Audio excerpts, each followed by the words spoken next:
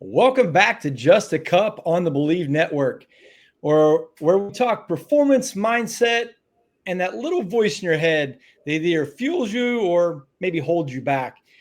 I'm your host, Bryan Fetzer. Today, I'm joined with Kathy Hart Wood, former touring golf pro turned mental performance coach, and we'll get into that a little bit more as the show goes on. And she's also the host of the Think About Par podcast. Kathy spent 30 plus years in competitive golf, now helps athletes, executives, kind of everyday performers, get out of their own way and kind of start mastering their own thoughts. And today we're gonna talk about perfectionism and pressure and parenting athletes and how to kind of show up with some clarity when it kind of matters the most. Your golf background, very optional, because I'm not a great golfer. So that's just kind of optional in this, but it does help. This episode is really for anybody who wants to kind of understand and perform with a little more purpose. So, Kathy, I am so fired up. I mean, we spent a little bit of time before the show kind of talking, and you got my mind going like 5 million different directions, which is not hard to do. Yeah. Well, thanks, Brian, for having me. I'm excited to be here and chat all things about your brain and performance and just living a better life. Well, I mean, the one thing we just said, I just asked you, like literally, is if I called you a mental, performance coach, is that good?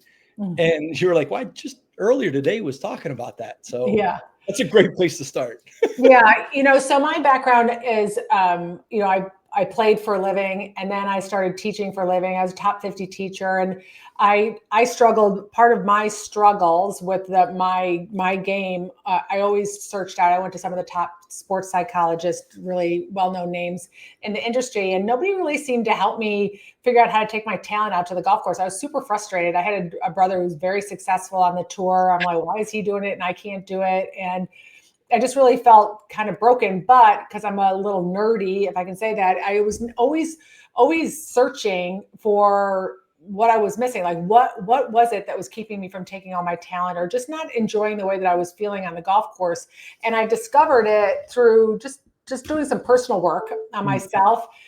Really through some life coaching skills, and I dove into this just different studies, and all the pieces came together. This is the way I describe it. It's like the last puzzle piece that my brain needed to figure everything out. And so I used myself as a guinea pig, as an example of just trying some of the things that I had my epiphany on. And for me, it was my putting, and I turned my putting around in 10 days.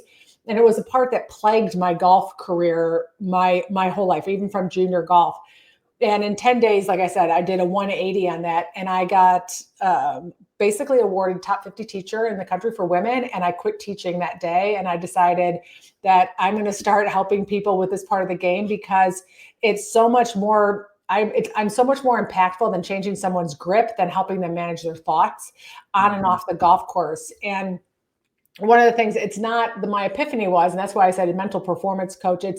It's my epiphany is that we have one brain, and it wasn't that I was missing a golf brain or a sport brain, or it doesn't matter what your sport is, or even in your job or whatever you're doing, we have one brain. How we do one thing, we do everything. And it was about me learning how to take the skills that I already had on managing my brain, learning some new skills, and take them to the golf course. And just what golf has a tendency to do is reveal our ability to manage our mind, because we don't have time and space to sit at home and eat a pint of ice cream, or, have a drink, or like watch Netflix or buy something on Amazon to deal with our emotions. There's someone out there saying, it's your turn, time to hit. And you're like, well, I'm still stressed out and I'm anxious and I'm pissed off that I just missed the last shot. It's like, too bad. It's like, you have to hit. And if you don't know how to manage that part, then your golf game, then you're not gonna be able to take your talent out there. And that's really what it's about. And so what I was sharing with you is I had a conversation with one of my clients who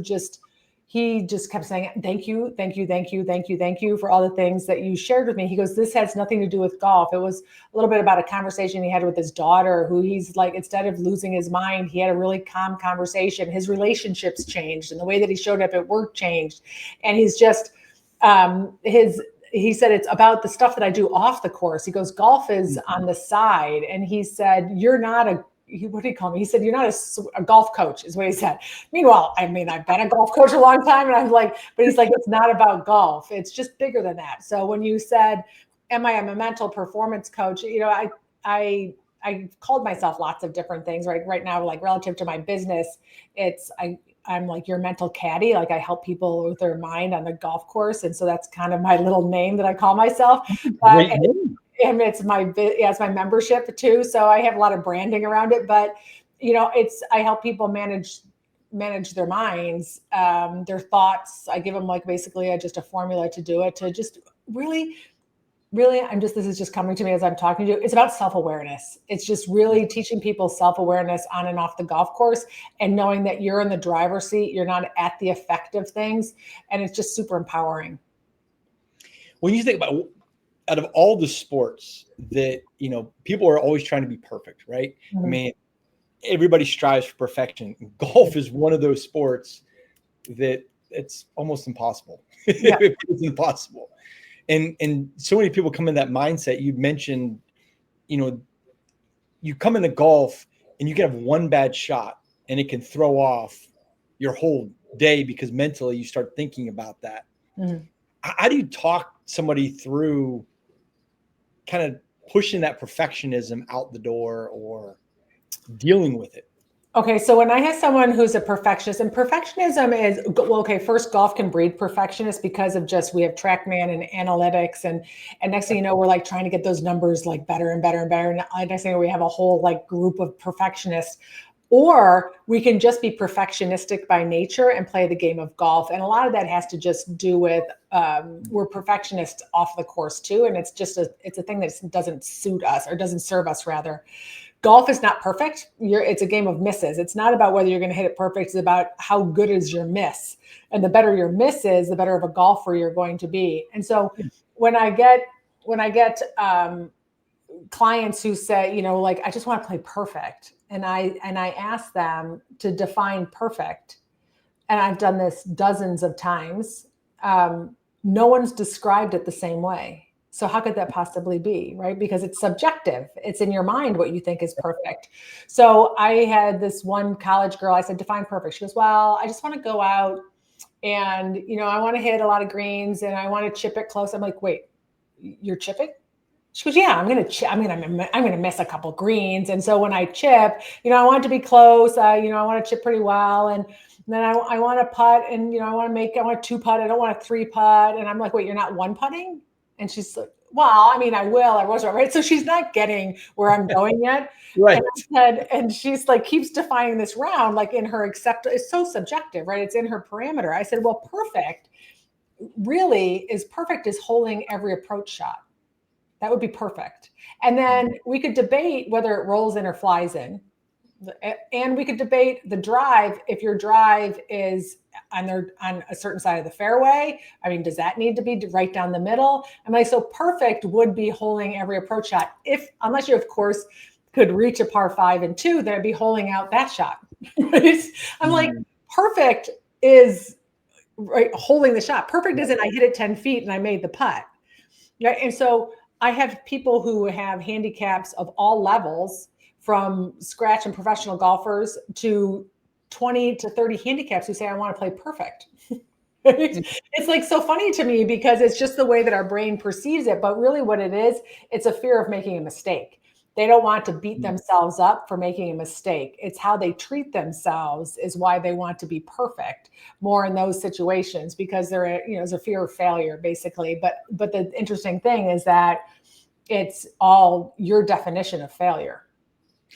When you have somebody that comes, because golf is, I mean, really to me, golf and running are the two sports that kind of carry along for people will walk or they'll run, but golf is really the one sport that you play from whatever age, from 6, 7, 8, 10, whatever it might be, till, I mean, my dad's in his late 70s and he still plays. You know what I mean? Yeah. So, I mean, it's one of those things that kind of go on, but it's also a sport or activity, however you want to describe it, that, you have people that are professional basketball players that jump on the golf course and play. I mean, the Michael Jordan, Charles Barkley, all that kind of numbers.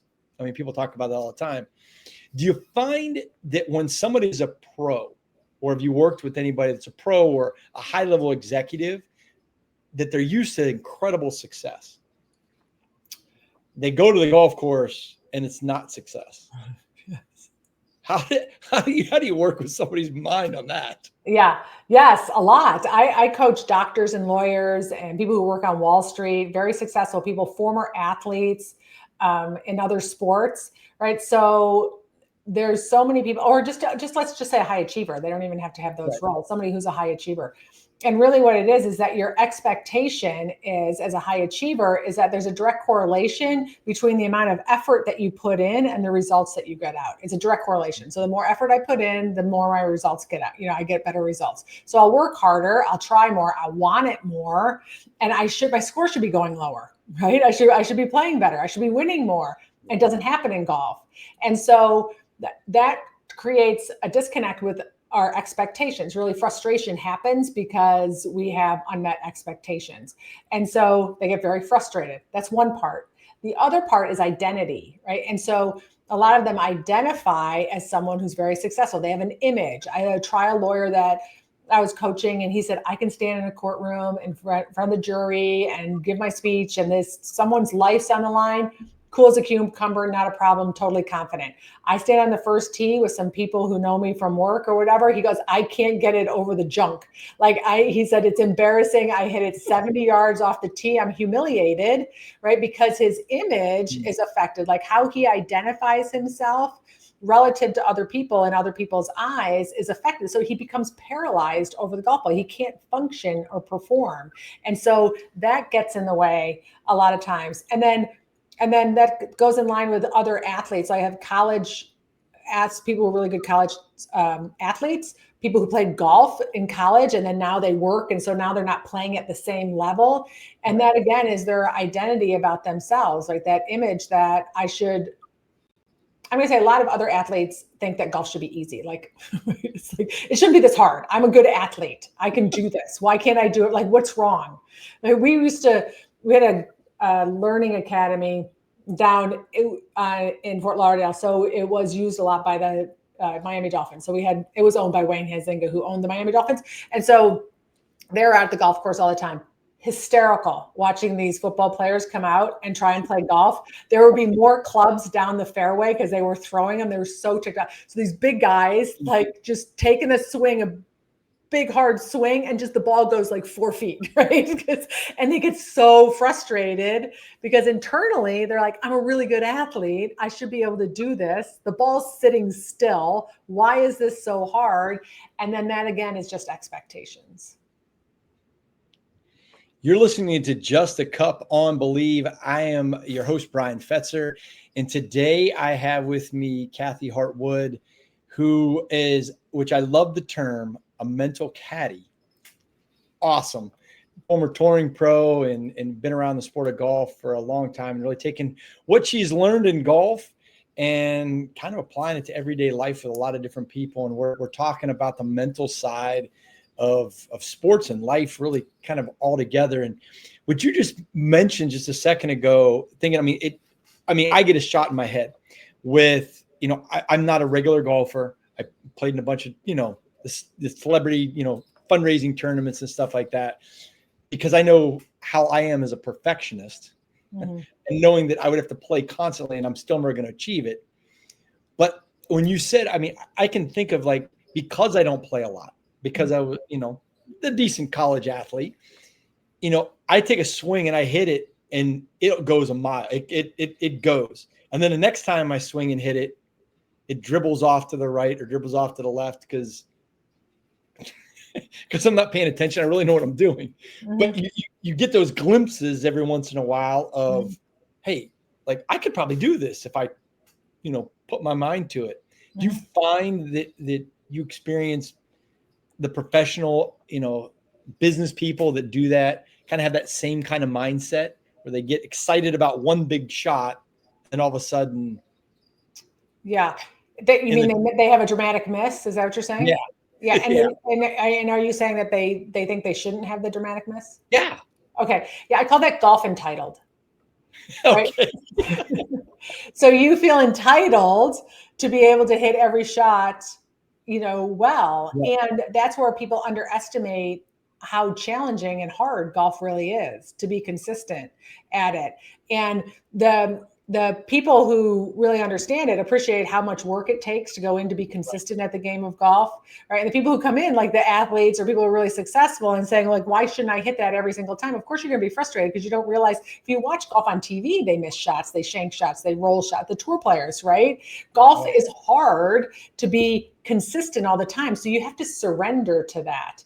And so again, what happens in that example that you gave me is that person, that example is that his miss is really bad, right? It's not about not missing it. It's about his miss is really bad.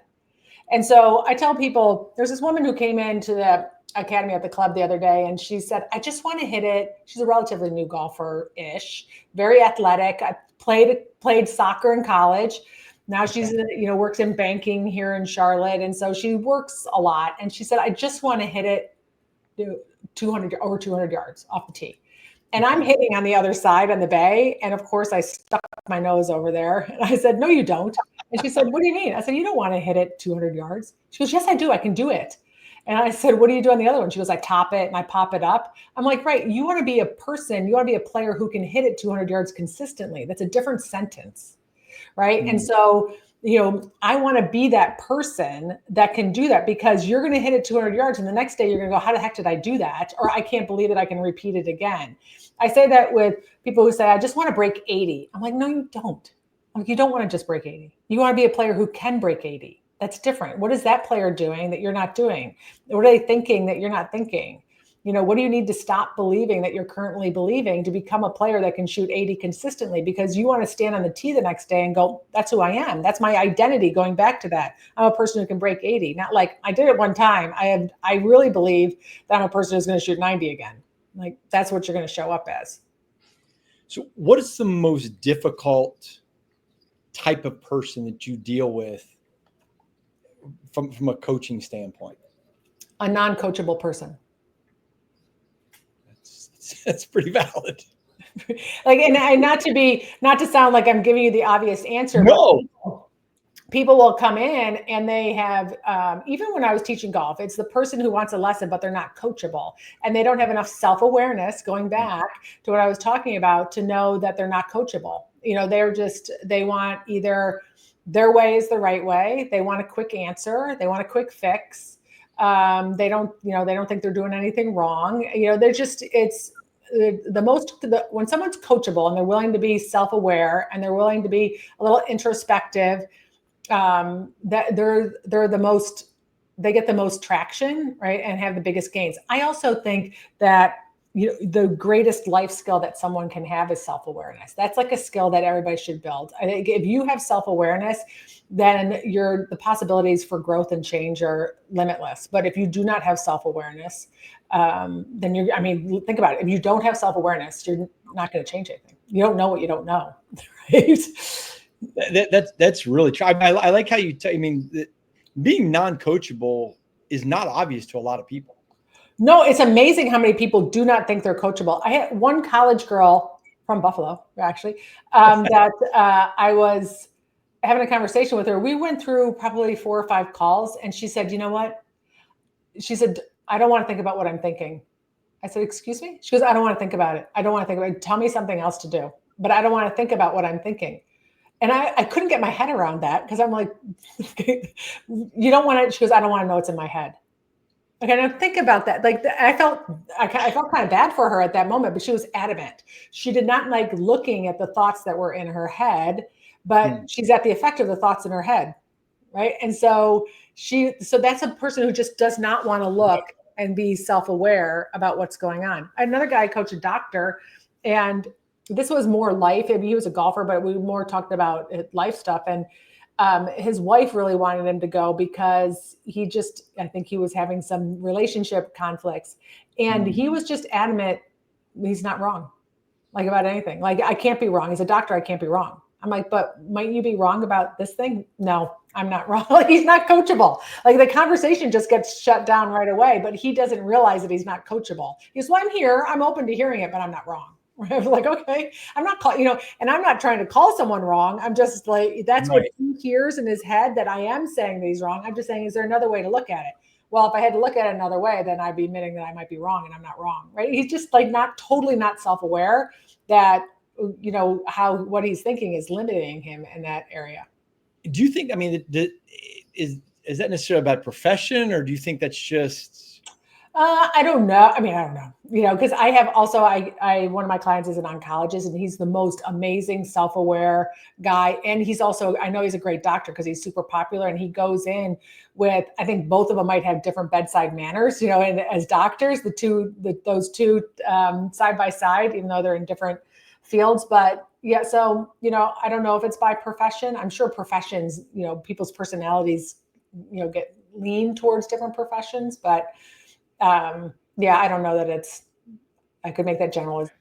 So, question for you when it comes to commonalities, and I think about, golf and how a golf, you have ups and downs and great days, bad days, so on and so forth, different atmospheres. Could you compare that to parenting per se? Oh. Wow, I wasn't going there. Okay, so I was going to throw you for a second there. Yeah, ups and downs. Go ahead. Yeah, no, well, parent. I had somebody tell me one time that golf is a lot like parenting.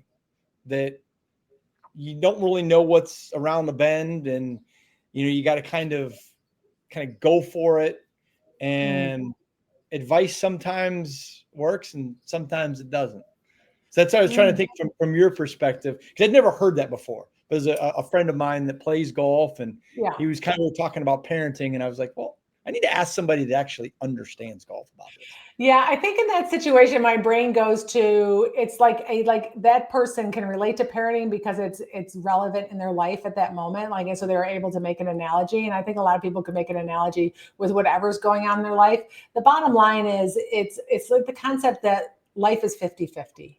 And golf is 50-50. And what I mean by that is that if we can accept the fact that no matter where you are, a part of your work, or if you're playing another sport, or if you're playing golf, or relationships even, or your health even, is like your energy and even like day, it's like 50-50. It's 50% of the time it's going to be on the positive end of the spectrum. It's going to be on the upside. It's going to be in places that we feel are useful and beneficial. And we're going to have moments where it's not, right? And that it's not a great day and it's not a great moment. And they all balance out at the end of the day. So when we don't make it a big deal that we're having a negative day or not a great day, or things aren't going our way, we when we can trust that this is part of life and that it's going to balance out and we're going to have those upsides. Usually what our brain does is not focus so much on the wins and the upsides. It focuses more on the negative side. So it can sometimes feel a little bit lopsided in that direction. And so I call them green light days and red light days. And so the example of that would be, when you have a day where you catch every green light and you're like, today's a great day.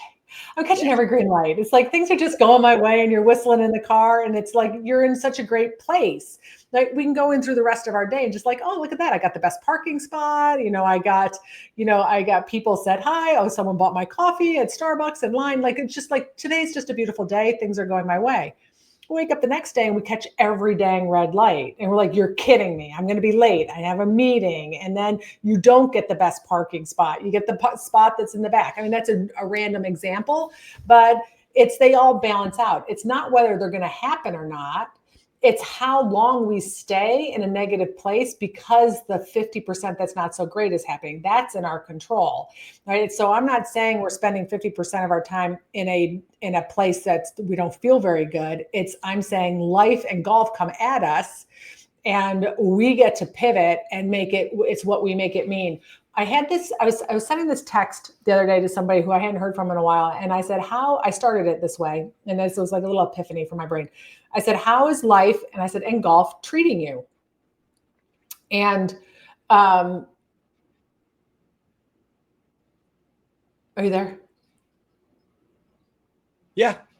Oh, okay. You froze. Okay. So I'll start that section over. So I was, yeah, you were just totally frozen. So I was sending a text to a friend and I started saying, how is life and golf treating you? And the minute I typed it, because I do so much golf stuff, I said, oh, wait a minute.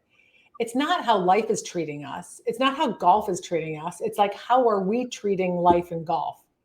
And so and that means that puts you more in the driver's seat. Like you're, instead of being at the effect of it, you are more in the driver's seat. It's about how you're managing your mind and your emotions around it, which was the part about what I was saying with my client who was like thanking me for helping him with some of these tools that have just shift kind of phrase. But I get to decide, I'm catching red lights today. What do I want to make it mean? It's a great analogy. Because I can think of, personally, when you're catching all those green lights, but then on the flip side, it's always when you want to get somewhere that you start hitting red lights constantly, and you're like, and you get frustrated, and you get that road rage, or your mind kind of gets deterred. Question, I mean, because this is more curiosity than really anything. Golf is also one of those things. You go to a golf course, and there's some absolutely gorgeous ones out there. Mm-hmm. I mean, absolutely gorgeous. Do you have a favorite one that you've ever played on or you ever been to that you're like, man, this was just gorgeous? I always go to Pebble. Like I think I just had some great memories when I played it. We had a college tournament where I played for Furman, and we went there and played for San Jose State. I'm pretty sure hosted a tournament. And the last round, we played 2 rounds at Fort Ord, which is a military base out there. And then the last round was at Pebble. And I think and then my brothers played at the Open at Pebble, and I did lots of golf schools for the Nicholas Foot Golf Schools when I was teaching at Pebble. And I just have so many great experiences out there. It's just such a cool visual place, and it's never the same anytime. I think that just emotionally is like one of my favorite memory golf courses to play. Mm-hmm. What's the most difficult one? Oh, I would say Calusa Pines in Naples is when they get the course. My brother was a member there, and I played there a lot. And it may be off the radar for a lot of people, but when they get the greens going fast, and the superintendent gets kind of a little sassy, which he can do down there, it could be the hardest golf course I've ever played. Like as far as just scoring, my brother played on the tour. His son was playing, really good golfer, playing for University of Florida, getting ready to play for University of Florida. Now my brother coaches at University of Florida. We went out to play. I met him out there, and it was going to be the 3 of us playing. He goes, we're going to play a scramble. I'm like, a scramble? I go, why are we playing a scramble? Like, we're all like really good golfers. I'm like, what are you talking about, Dudley? I'm like, we're going to play a scramble. He goes, trust me, we're playing a scramble. Oh my gosh, we could not get the balls to stop on the green. He said he was trying to protect his son's like frame of mind from like losing his crap. But the ball was just going back. We're playing hockey across the greens. The wind was blowing, and the wind was blowing the ball off the green because the greens were so fast. That was the hardest golf course I ever played. And playing a scramble was the smartest move my brother's ever had. So somebody that actually plays golf. I mean, when I'm watching it on TV, or I was just at a live event down in Miami a couple more months or so ago. Is it more difficult if there's a lot of trees or a lot of water? Which one is more difficult? That's an interesting question. I think it goes by player, and it would depend. Are you saying there's not a lot of trees down in Miami? They're palm trees, right? But if you're talking like a forest, like up more in the north.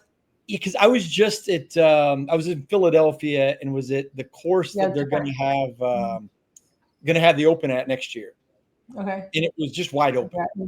Okay. Wide open. So it's more of a links course. Where are they having it next year? No, this Pine Valley? No, I don't know. Okay. Maybe it wasn't maybe it's a maybe a PGA championship. I'm not sure where it is. Okay. But wherever it was, they were showing me the course because we were right next to it.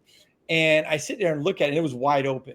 And that would kind of freak me out a little bit because it's just wide open, and it's just there's just space. And but I've been in places where I've seen there's woods on either side. Like, Augusta, it seems like there's a lot of woods. Yes. But if there's water, that would freak me out because I'm like, oh, you're going to go. You're so funny. So that's, I was just trying to think about, like, Yeah. From a mental standpoint, Yeah. Somebody that's actually good at golf, Yes. which would kind of put your mind at It, this is it does it. It's not about all those things. I call them their situations, right? And it's a story that you create in your head. That's the problem. And you can tell by you create a story, right? You're like, oh my gosh, wide open freaks me out, right? Other people would be like, wide open calms me down. And then you're like, the trees, like there's trees, like in Augusta, and yeah. okay, there's trees. Now what? And then you're like, water would freak me out. And this is where it's not that the water freaks you out, because if the water freaks you out, then you're at the effect of water every time. What is your thought about the water? Losing a ball. Okay, why is losing a ball a problem? You eventually run out. I mean, it's kind of one of those things. You're like, hey, because you would see the water, and if it's in front of you, it's like, okay, I got to get it over the water. And then you start thinking about that water as that obstacle in the middle. Yes. I got to get it over. Yes. As opposed you don't have to. You can go around it, maybe, right? It's the I have to. Anytime you say I need to and I have to, what do you feel? That I'd need to. I would need to. I know, but what do you feel when one says I have to or I need to? What emotion do you feel? Stress. Yeah, pressure, right? So you pressure. Right. Yeah. Because you don't want to go in the drain. Right now, you're not playing from a place of what I call your best place to play golf from. Your preferred state is usually going to be calm, certain, or confident, or a synonym of those. And the reason is because those are emotions. Golf is a very emotional game. Those are emotions, and emotions show up in our body. And they either allow us to move our body freely or they don't. They get in the way. Pressure is tension. It's squeezing. It's not thinking clearly. It's messing up our tempo. We might swing harder. We're doing things that we don't do on the range. We're getting in the way of our talent. So I would be this is part of mental management. I would want to get ahead of that and know the story that I'm creating about the water. Water does not create pressure. It's the thought that I might go in or I have to get it over that creates pressure. I might go in creates fear. Your thought that I might run out of golf balls creates fear, right? So we don't want to start, I call it shaking our hamster cage and waking up all the thoughts in our head with the dialogue. So it's those words that are creating the emotions that are going to get in the way of your swing and your talent. Because I think about it, because I'm an individual that loves pressure from a standpoint of business or when I was coaching or any of those kind of things. But when it comes to something like golf or some kind of sporting that I'm not super proficient in, then I hate it.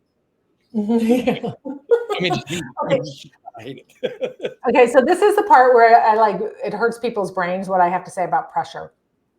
There is, like, people say it was a pressure putt, or you watch golf on TV and the announcers are like, oh my gosh, you must be feeling so much pressure. This is really a pressure chip shot. There's no such thing as a pressure chip shot. There's no such thing as a pressure putt. There's no such thing. You're naming it with an emotion. It's like saying that's an angry putt. That's a sad putt. That's a nervous putt. Like, you're naming the emotion attached to the subject or the thing. Okay. The only reason that it would be a pressure, it's just a putt. It's just a 3-foot putt. Let's say it's 3 foot, and you've made 10 of them. Like, what's changed is your story about the 3-foot putt, and then you create an emotion of pressure. And just like I said, I didn't say this part, but nobody plays well under pressure because of the way that it shows up in our body. So nobody plays well under pressure. What they do is they pivot out of pressure. They don't allow themselves to get to that place where they're getting tight. Right? They block that out. They focus on something different. So when you talk about you perform well under pressure in, let's say in work or whatever, in a work environment, what you do is you tap into being really focused and concentrated and present. And that's what you want to do in golf. You want to say, okay, this might be a putt that I can feel myself really wanting to make, but instead of sitting there going, oh my God, I need to make it, or I need to get over the water, right? You go into, I'm going to get over the water. And what I'm going to do is I'm going to become really laser focused on my tasks and the things that I need to do. And I'm going to be in charge of my body and put myself into a position where I can swing freely and think clearly. And so it's moving out of pressure. It's recognizing when we put pressure on ourselves and moving out of it to a place where you become really focused. Man, I could probably have this podcast could go on for hours and hours. Because mine's just kind of going all over the place. and I love it because it's fascinating on so many levels, so many levels. Because I mean, golf definitely is kind of like, I don't, it's not necessarily an acronym for life, but it so much parallels a lot of life situations that you don't even think about. But as you're describing those things, I'm thinking like just how similar. I mean, not that other things aren't similar to life, but golf, just in the kind of the roller coaster ride that you would have in it, is so much so similar to life, which is kind of funny, Yeah, it's similar. Like I said, golf rips the Band-Aid off and reveals your ability to manage your mind. I mean, that's basically what it is. But also what a lot of people miss out on is that they own a lot of the skills off of the golf course. Like I talk about the trial attorney, or you in work, right? And in pressure situations, or it doesn't even, like, think about it, like I make the analogy to my doctor clients. I'm like, when you're in the moment, you're very focused and you're present and you're doing your surgery or whatever you're doing. Your brain already can do it. You just haven't put it and switched out the situation to golf, right? And so when they can start doing that, they're like, oh yeah, like when you let your brain know that I know exactly how to do this. I'm going to switch it to a golf situation, and I'm going to listen to it and be really self-aware of what I'm saying in those moments. All right, I'm going to let you get out of here after I got one more question, and Okay. we'll kind of, because like I said, this could go on forever and ever and ever, and I want to respect your time. Yeah. If there's one thing that you could give advice to you back when you were playing, when you were touring, or even younger, what advice? That I'm the creator of my confidence, and that I poking holes in my confidence every day by calling myself names and judging myself was not helpful. And so I was looking for a good shot or a putt or a number to create confidence, but the confidence is an inside job. And that's something that I got to work on every day instead of looking for validation outside of myself. I would have done that. That's deep. That's awesome. And I'm just going to say my younger person probably could have handled it. It's kind of deep. Just depends on how young we go, but yeah, it's true. That's true. I mean, you've got a book coming out. I know I have a book. I have a book that came out last July. Yeah, it's called Mastering Your Golf Brain. Last July.